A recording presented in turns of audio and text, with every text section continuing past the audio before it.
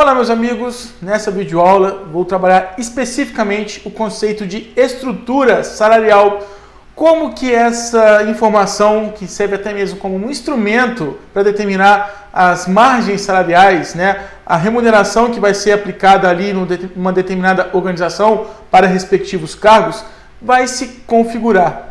Lembrando que a condição para determinar uma estrutura salarial vai ser justamente em decorrência, de uma pesquisa salarial. E mais ainda, depois que eu já tenho a estimativa de quais sejam as faixas salariais que a gente possa aplicar na nossa organização, considerando o que nós já apuramos, o que nós já conhecemos dos valores de remuneração que estejam sendo aplicados em outras organizações, a gente pode então determinar a nossa estrutura. Quais serão os valores que serão praticados aqui dentro, na nossa organização?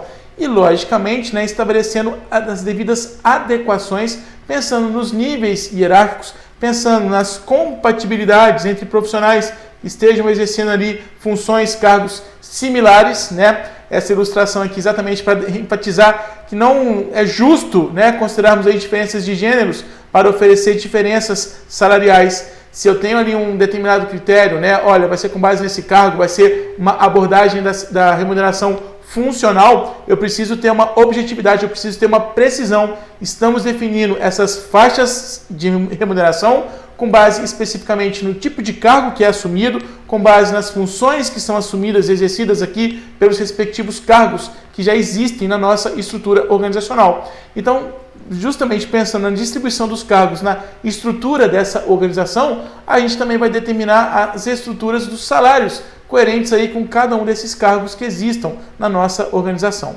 Então, quando a gente vai definir uma estrutura salarial, a gente entende que essa é a última etapa do projeto para elaborar o sistema de remuneração tradicional. Lembrando que essa ideia de remuneração tradicional é quando a gente está enfatizando, especificando a remuneração baseada nas funções. O que os funcionários de uma organização realizam ali no dia a dia de trabalho naquela organização. Então, estamos pagando com base nos seus desempenhos, estamos pagando com base no que eles se comprometem a fazer na organização. Eu vou formar a minha estrutura como uma conclusão de toda uma análise dos cargos, já descrevi os cargos, especifiquei os cargos, conseguimos avaliar como que esses cargos realmente têm contribuição para o bom funcionamento de toda a nossa organização, para o desempenho geral aqui da nossa organização. Conheci os cargos, as representações do meu contexto interno. Vou desenvolver uma pesquisa salarial para ver quais sejam as margens adotadas no contexto externo também, nas outras organizações que apresentem nos seus quadros de funcionários, nas suas respectivas estruturas, cargos semelhantes ao que nós temos aqui dentro. Então, depois de passar por toda essa trajetória, agora a gente vai fechar, então, todo esse projeto da remuneração com base no sistema tradicional de remuneração. Nós vamos definir, então, a nossa estrutura. Então, é a última etapa desse projeto. E quando eu apresento a minha estrutura salarial, a gente vê aqui um conjunto de faixas, que vão agrupar os cargos com avaliações próximas, contemplando aí no interior da estrutura, os valores que foram calculados para definir os salários dessas faixas de cargos, e desenhados matematicamente para atender a uma política que tenha sido previamente desejada. Então, quando a gente vai apresentar a estrutura da nossa remuneração, a estrutura salarial, nós temos esse gráfico, que a gente tem aqui como definir, como identificar as categorias profissionais que existam na nossa organização, Então, eu tenho aqui um número de classes, as classes profissionais, as classes dos cargos que existam na estrutura da minha organização, e para cada classe dessa, eu vou ter aqui vou ter diferentes níveis salariais. Então, imagine que cada quadrinho desse aqui vai ser exatamente um nível, O quanto que nós podemos pagar para cada um desses cargos. Então, se eu tenho lá, por exemplo, um cargo específico que seja o analista de RH, O analista de recursos humanos, ele pode começar, se eu estou pensando até mesmo em considerar o tempo de experiência dele, ele começa com um determinado nível salarial. À medida que ele vai progredindo na carreira, exatamente nessa função, ou pelo tempo de experiência que ele vai acumulando ali, ele vai aumentando o seu salário, subindo aí, aumentando aí os níveis salariais.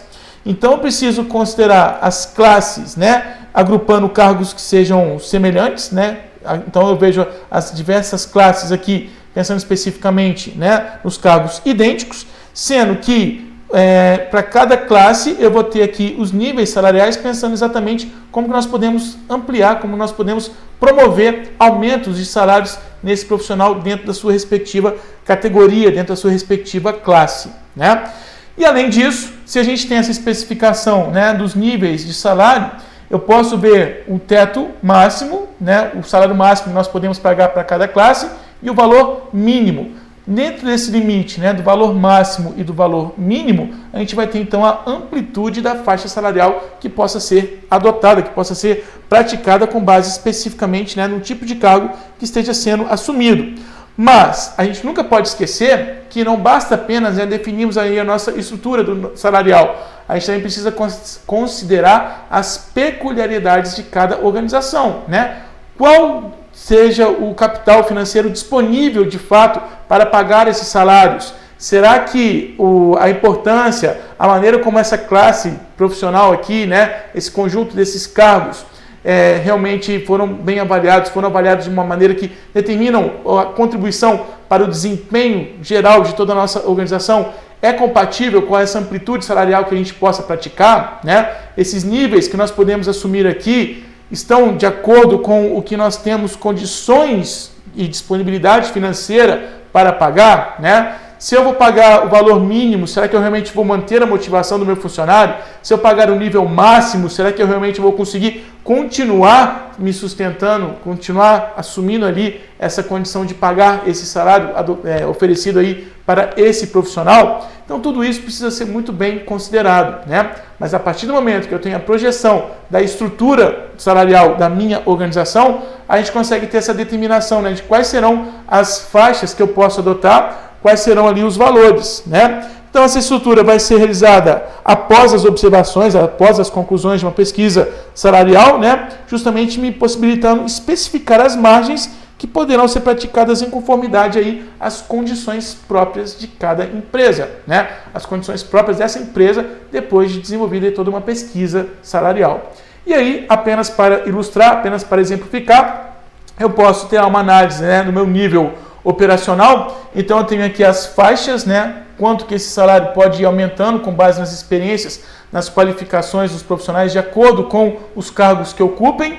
Então eu posso até mesmo retomar aqui o raciocínio de que nós temos cargos com seus respectivos fatores, com suas respectivas contribuições, né?